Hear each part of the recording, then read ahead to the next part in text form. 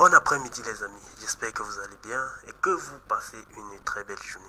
Bienvenue dans ce nouveau live spécial de décryptage, d'analyse des opportunités sur le marché du Forex.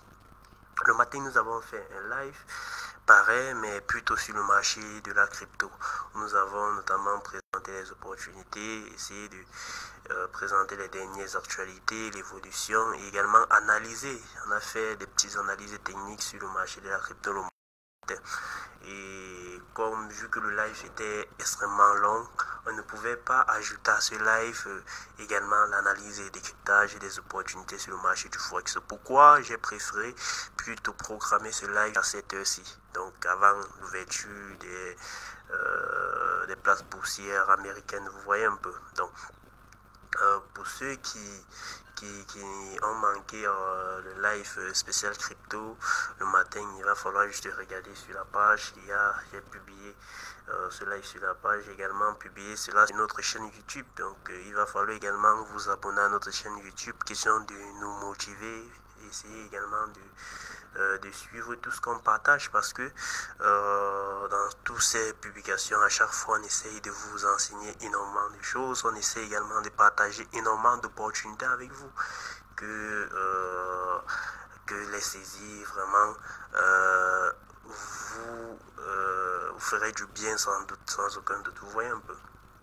Donc on revient directement sur ce nouveau live sur des décryptages des opportunités sur le marché du Forex. Il faut savoir que ce live est sponsorisé à 100% par notre académie, établissement du trader.com, qui est cette académie-là qui vous accompagne et qui vous forme sur deux marchés, le marché de la crypto-monnaie et celui du Forex. Vous voyez un peu. Donc, notre académie est spécialisée dans l'accompagnement, dans l'analyse et dans la formation des particuliers. Vous voyez un peu, des particuliers, que vous soyez intermédiaire, que vous soyez professionnel, que vous soyez purement débutant et que vous aimeriez avoir des connaissances sur ce monde du trading, sur ce monde des investissements en bourse et sur ce monde de la crypto-monnaie. Donc vous voyez un peu, venez, allez sur le site d'établissement du trader.com. Donc vous n'avez qu'à saisir établissement du trader.com sur votre navigateur pour tomber sur notre site et vous allez voir tout ce qu'on propose là-bas. Vous voyez un peu, vous allez voir tout ce qu'on propose là-bas. C'est juste magnifique les gars, c'est juste magnifique. Et il faut également vous abonner à la chaîne de notre académie, la chaîne WhatsApp de notre académie. Je vais ajouter le lien de la chaîne WhatsApp en description de ce live. Vous allez pouvoir vous abonner facilement. Vous voyez un peu, parce que à chaque fois que nous partageons des opportunités, nous partageons des analyses, les premiers à avoir accès à cela sont ceux qui sont abonnés à notre chaîne WhatsApp, parce que nous sommes plus proches d'eux.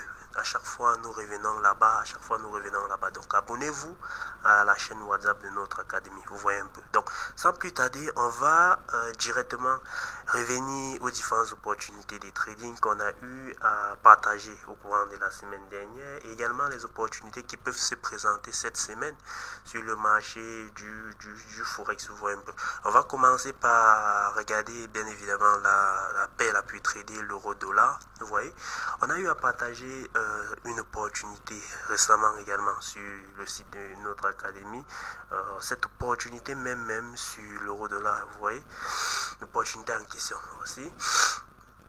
On était à ce niveau, pardon, je suis un peu enrhumé les gars, donc je ne parle pas extrêmement à hauteur. J'ai ce petit problème là ce matin, donc vous allez devoir m'excuser sur ce côté-là aujourd'hui. Donc, vous voyez, voilà ce qui s'est passé sur l'euro-dollar. On a eu cette grosse accélération baissière. Avant la semaine dernière, à la publication des données NFP, à la publication des données sur le marché de l'emploi, vous avez remarqué que non seulement les données n'étaient pas favorables, les données ont montré que les États-Unis ont créé les données se sont avérées les pires données du marché de l'emploi de ces 3 dernières années, vous voyez un peu. Mais même comme cela, le dollar a extrêmement chuté. Le dollar a extrêmement progressé après la publication de ces données-là. Et c'était également parce que le marché anticipait une victoire du président Trump, une victoire du président Trump à la présidence aux États-Unis, vous voyez un peu. Et après, bien évidemment, sa victoire, on a eu cette chute énorme de l'euro-dollar, puisque le dollar a extrêmement flambé. On a eu cette chute énorme de l'euro-dollar. Ce qu'il fallait faire avec cette chute de l'euro-dollar, c'était de chibber le mouvement, bien évidemment. C'est ce qu'on a eu à faire chez nous. Donc on a chibé cette dernière oscillation baissière. Si vous voyez, aussi l'outil Fibonacci à ce niveau. Donc on a chibé cette dernière oscillation baissière-ci. Et lorsqu'on l'a chibé, on est revenu marquer la zone-ci. Vous voyez cette zone-ci là, la zone entre les 0,38 et les 0,61 des Fibonacci. Donc, c'était cette zone-là qu'on a le plus suivi. Vous voyez un peu. Question de voir comment est-ce que le marché va se comporter dans cette zone. Et ce qu'il fallait faire, c'est juste attendre pour voir comment le marché arrive dans cette zone et voir si le marché va briser cette zone ou pas. En cas de non-cassure de cette zone, ce qui était le cas, on a juste attendu le marché revenir légèrement et on a pris une position de vente à découvert dessus. Vous voyez, jusqu'à présent, le trade évolue plutôt bien, très bien, même très bien. On connaît jusqu'à présent des oscillations baissières et nous visons ces niveaux-ci, ces derniers niveaux, les 1,05 pour l'euro-dollar, et nous pensons que d'ici vendredi, nous aurons atteint ces niveaux-ci. Vous voyez un peu. Donc, ça, on a eu à partager cette opportunité, bien évidemment, sur le site de notre académie. Vous voyez un peu. On a eu à partager cette opportunité sur le site de notre académie. Donc, on va essayer de revenir, et voir également ce qui s'est passé sur d'autres paires, peut-être le JBP USD, non. Ou bien on va d'abord revenir en une heure, vous montrer comment est-ce que, parce que cette configuration-ci était confirmée en une heure, parce que nous sommes en 4 heures, nous avons pris ce trade en 4 heures, parce que nous faisons un peu beaucoup plus du swing, vous voyez un peu. Donc, nous faisons un peu beaucoup plus du swing, nous avons pris cette configuration en 4 heures, mais nous avons eu des confirmations. En une heure, on avait eu des zones qui nous disaient déjà qu'on va y avoir une pression vendue sur l'euro-dollar. Donc, on va revenir là. Sur l'euro-dollar.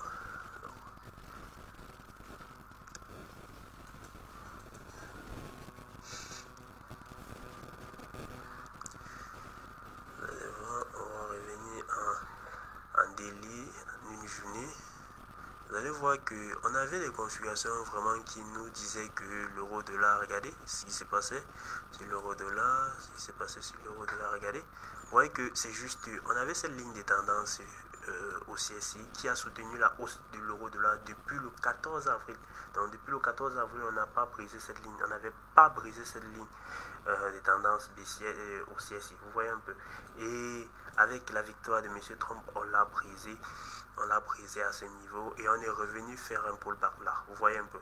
Et ce pullback coïncidait bien évidemment avec la zone des 0,38 et les 0,61 des Fibonacci. Donc il fallait bien évidemment chercher un bon point d'entrée à la vente à ce niveau de temps, puisque si vous regardez au niveau du RSI, vous allez remarquer que ce retour là coïncidait également avec un RSI sur la zone de neutralité. Vous voyez un peu, on est revenu tester la zone de neutralité du RSI avant d'accélérer par la suite. Vous voyez un peu, pour le moment tout se passe bien, on accélère plutôt bien à la baisse, on accélère plutôt bien, tout se passe bien, vous voyez. Donc en daily, tout était aligné pour prendre une très bonne position sur un très bon point d'entrée sur l'euro-dollar. Donc je vais également vous montrer ce qu'on avait sur le JBP USD. Donc vous allez voir que même du côté du JBP USD, on avait également ces configurations là, pareil, cette donnée là qui nous disait qu'il fallait également entrer sur le JBP USD, cette fois-ci également en tant que vendeur. Donc on va passer en 4 heures, vous allez voir, parce qu'on a pris 2 trades la semaine dernière, on a pris un seul trade, un trade sur l'euro-dollar, un trade également sur le JBP-USD. Donc, regardez, on était, vous allez remarquer qu'on est baissier depuis. Nous sommes baissiers sur cette paire depuis. Donc, vous remarquez, nous sommes baissiers depuis. Maintenant, ce qui s'est passé, c'est que avec la victoire de M. Trump, on a connu cette accélération baissière là, puisqu'on a eu une hausse du dollar, ce qui a causé une baisse du JBP-USD, parce que le dollar est en devise de base, de contrepartie, bien évidemment. Donc, ce qu'il fallait faire, c'était bien évidemment de venir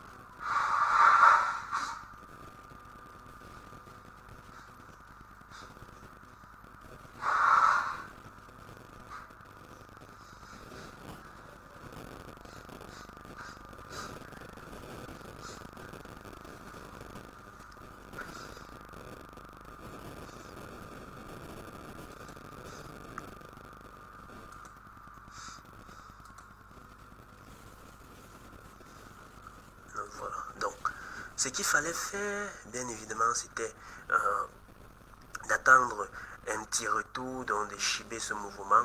Vous voyez un peu, on a chibé ce mouvement, il fallait chiber ce mouvement aussi, parce que il fallait chiber ce mouvement aussi. Si on dit l'outil Fibonacci comme ceci, on chibe le dernier mouvement aussi, le dernier mouvement baissier, la dernière structure baissière. Vous voyez un peu, et on essaye de récupérer la zone entre 61% et les 30, les 61% à ce niveau et les 38%. Voilà, nous sommes en délit sur la paire JPP-USD. Donc vous remarquez clairement qu'on avait également brisé cette même ligne de tendance haussière, qui supportait la hausse du câble depuis le 24 avril 2024. Donc vous voyez qu'on était globalement aussi, et on a brisé cette ligne de tendance qui est un signal extrêmement baissier. Vous voyez un peu une ligne de tendance qui a joué un rôle de support pendant aussi longtemps. Vous voyez un peu, lorsqu'on la brise à ce niveau, il faut comprendre que beaucoup de personnes vont paniquer, beaucoup d'intervenants vont paniquer et vont commencer à vendre la livre extrêmement. Ce qui s'est passé, ce qui est en train de se passer, on constate qu'après la cassure, là, on est revenu faire un pullback et on a accéléré à la baisse vendredi et aujourd'hui on continue d'accélérer à la baisse du côté du JBP USD. Vous voyez un peu. Donc vous voyez pourquoi est-ce que en 4 heures je n'ai pas hésité de prendre la paire JBP USD. Vous voyez un peu. Donc on va revenir là, on va essayer de regarder également ce qui s'est passé sur d'autres paires. On va revenir là, on va regarder ce qui s'est passé sur USDCHF, également sur JBP AUD, parce que il y a également un trade sur la paire JBP AUD qu'on a eu à prendre la semaine dernière. On a également analysé cette paire, on a partagé l'analyse sur le site de notre académie. Pour ceux qui n'ont pas eu à voir cette différence d'analyse, vous pouvez, comme je l'ai dit, aller sur le site de notre analyse, sur le site de notre académie, établissement du trader.com, pour voir toutes ces différentes analyses que nous avons partagées. On a partagé une analyse sur l'euro et dollar, on a partagé une analyse sur le JBP USD, on a partagé une analyse sur le JBP AUD la semaine dernière. Donc on va directement revenir à l'analyse qu'on a eu à faire sur le JBP AUD la semaine dernière. On va également voir comment est-ce qu'elle se comporte. Vous voyez un peu, on va voir comment est-ce qu'elle se comporte, parce que l'idée du trade sur la paire JBP AUD était de se couvrir, l'idée derrière le trade sur la paire JBP AUD était de se couvrir sur la position qu'on a eu à prendre sur le JBP USD, d'autant puisque, je ne sais pas si vous le savez, le dollar australien est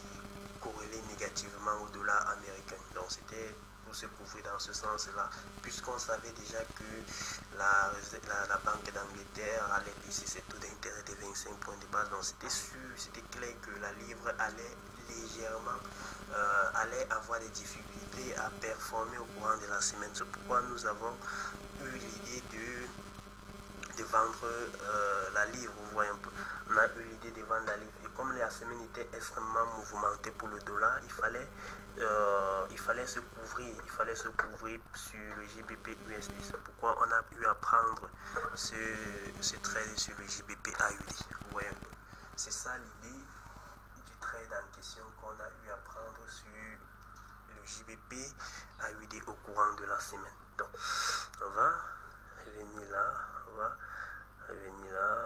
sans... Attendez,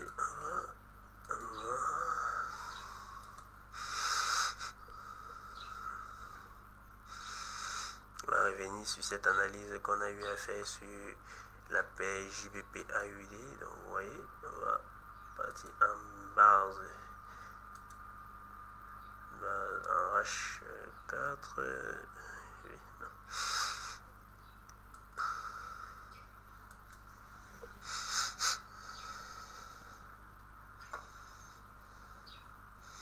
Donc il faut patienter juste que cela charge pour qu'on puisse directement tomber sur l'analyse en question.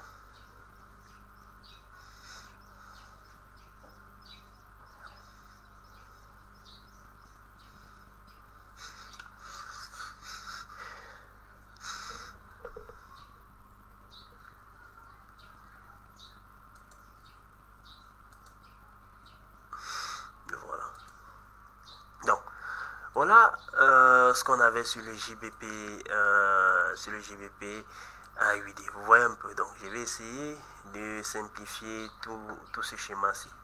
On était sur cette structure haussière, extrêmement haussière, et comme vous le savez, j'ai défini toujours une tendance haussière. C'est une tendance dont les plus hauts sont de plus en plus hauts et des plus bas sont également de plus en plus hauts. Si vous remarquez à un certain moment que les plus bas ne sont plus de plus en plus hauts, c'est qu'il y a problème. Vous voyez un peu.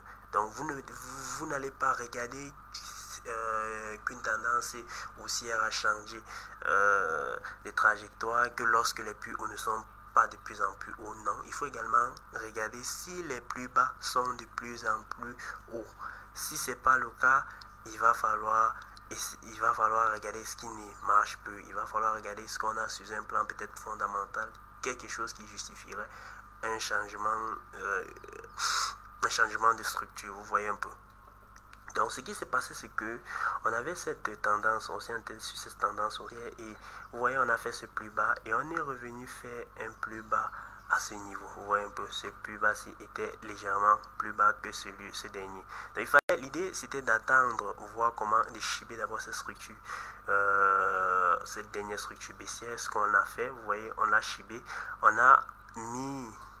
Bien évidemment, on a marqué bien évidemment cette zone-ci, notre zone, la zone entre les 61% des Fibo et les 38% des Fibo. C'est cette zone en question. Vous voyez, on peut la tirer jusqu'à ce niveau. Donc, on a marqué la zone et l'idéal était de venir vendre le marché à ce niveau, donc de placer une bonne position. D'attendre d'abord, donc l'idéal était d'attendre d'abord, voir comment est-ce que le marché va réagir à ce niveau et de potentiellement vendre le marché en casse de cette dernière structure baissière. Vous voyez, de cette dernière structure haussière, cette structure haussière qui était supportée par cette dernière ligne de tendance haussière-ci. Vous voyez, cette ligne de tendance était extrêmement solide, les gars. Donc, l'idéal était d'abord d'attendre, voir comment est-ce que le marché va se comporter sur cette zone. Ce qui a été fait, on a remarqué comment le marché est arrivé dans cette zone. Et là, il n'a pas pu briser cette zone-ci, il n'a pas pu faire un dernier plus haut. On attend pour voir maintenant comme il vient briser cette dernière ligne. Vous voyez, il est venu briser cette ligne de tendance haussière à ce niveau. Et l'idéal était d'entrer là, devant le marché là, Lorsqu'on a vendu le marché, on a connu une forte accélération baissière. On a accéléré, mais par la suite, vendredi, on a commencé à reprendre. Mais ce matin, on est plutôt en train de revenir, d'accélérer encore la baisse, avec le RSI qui est en train de flotter au niveau de la zone de neutralité. Il va falloir surveiller extrêmement ce RSI, voir comment est-ce qu'il va se comporter, bien évidemment. Vous voyez un peu. Donc, il va falloir surveiller ce RSI. On peut essayer d'ajouter également cette ligne-ci, voilà, cette ligne-ci là, qui fait office des lignes de tendance baissière et représente cette petite ligne de tendance baissière. On va essayer de voir comment est-ce que le RSI va se comporter à ce niveau. Si on continue, on s'incline encore à la baisse, c'est une bonne chose, c'est une très très bonne chose pour notre trade sur cette paire JBP AUD. On va accélérer, c'est une très bonne chose, mais si on brise cette ligne-ci là et on repasse comme ceci au-dessus de la zone de neutralité, il va falloir peut-être envisager sortir et prendre peut-être les petits profits qu'on a eu à réaliser dessus, parce que je ne pense pas qu'on peut, parce que là maintenant on va juste, celui qui est entré à ce niveau peut déjà déplacer son stop et protéger à ce niveau. Vous voyez un peu, celui qui est entré à ce niveau peut déjà placer son stop en break-even, protégé par ce dernier plus haut, vous voyez un peu. Donc, c'est également l'opportunité qu'on a eu à saisir la semaine dernière sur le marché du Forex, et nous avons partagé toutes ces opportunités sur le site de notre académie. Toutes ces opportunités ont également été partagées dans la chaîne WhatsApp de notre académie. Toutes ces opportunités ont été partagées sur la page Facebook de notre académie. Donc, abonnez-vous sur toutes ces plateformes. Abonnez-vous sur toutes ces plateformes, les gars. Abonnez-vous sur toutes ces plateformes. Donc, on va également regarder ce qui se passe sur l'USD-CHF, parce que je suivais également cette paire, parce que le but de ce live est de vous présenter les opportunités de décrypter les paires de devises que je suivais le plus. Comme je l'ai dit, si vous avez la possibilité de suggérer, d'envoyer des suggestions en description, si vous voulez qu'on analyse certaines paires ensemble et tout, vous avez la possibilité d'envoyer des suggestions en commentaire et tout. On va voir comment est-ce qu'on va organiser des lives spéciales uniquement pour analyser ces paires là. Donc pour cela, ne vous inquiétez pas. Donc on va revenir également au JBP, à l'USD-CHF. J'ai eu à surveiller énormément cette paire au courant de la semaine dernière. Donc c'est vrai que je n'ai pas eu à prendre des positions dessus, mais cette paire également présentait des opportunités de trading plutôt magnifiques. Vous voyez un peu. On va aller dessus directement.